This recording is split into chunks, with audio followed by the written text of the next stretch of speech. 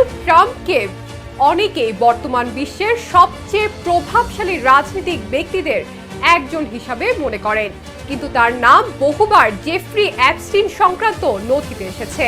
এমন দাবি বিভিন্ন সূত্রে দীর্ঘদিন ধরেই ঘুরছে। কিছু সূত্রে বলা হয়েছে অ্যাপস্টিন সংক্রান্ত ফাইলগুলোতে ট্রাম্পের নাম হাজারেরও বেশি উল্লেখ রয়েছে, যদিও ট্রাম্প বারবারই এসব অভিযোগ অস্বীকার করে এসেছেন। রহস্য আরও ঘনীভূত হয় যখন অতীতে ট্রাম্প সামাজিক মাধ্যমে মন্তব্য করেন যে এপস্টিন আত্মহত্যা করেননি। তিনি সরাসরি ইঙ্গিত দেন বিল ক্লিনটনের এপস্টিনের মৃত্যুর পেছনে ভূমিকা থাকতে পারে।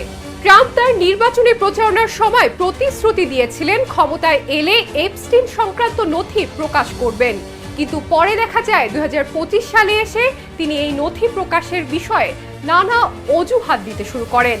তিনি এক পর্যায়ে এসব বিষয়কে বোরিং টপিক বলে উল্লেখ করেন এবং বলেন দেশের জন্য আরও অনেক গুরুত্বপূর্ণ ইস্যু রয়েছে। এতে জনমনে প্রশ্ন ওঠে, কেন হঠাৎ তার অবস্থান বদলে গেল? অনেকের ধারণা নথিগুলোতে নিজের নামও থাকতে পারে বলেই তিনি অনাগ্রহ দেখাচ্ছেন।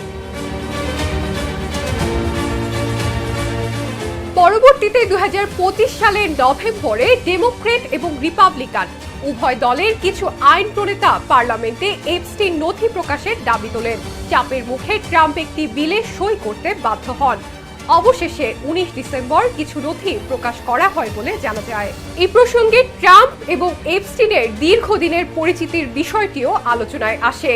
তাদের পরিচয় শুরু হয় 1980-র দশকে এবং 1990-এর দশকে বিভিন্ন পার্টি, সামাজিক অনুষ্ঠান এবং ব্যবসায়িক পরিবেশে তাদের একসঙ্গে দেখা যেত বলে একাধিক প্রতিবেদনে দাবি করা হয়েছে।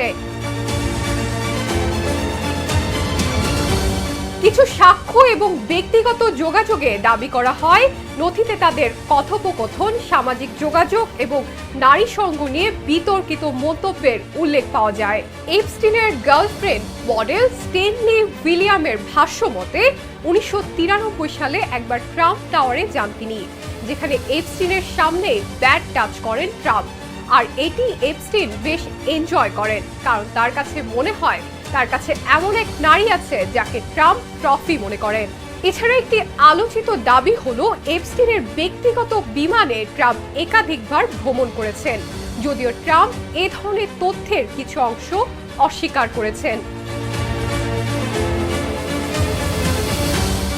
এই বিতর্কগুলো নতুন করে প্রশ্ন তুলেছে, যদি একজন প্রভাবশালী রাষ্ট্রনেতার নাম এ ধরনের কেলেঙ্কারির সঙ্গে জড়ায়, তবে তা আন্তর্জাতিক রাজনীতি, কূটনীতি এবং যুক্তরাষ্ট্রের বৈশ্বিক প্রভাবের ওপর কি প্রভাব ফেলতে পারে। Shiny Alam Chowdhury, Dhaka journal.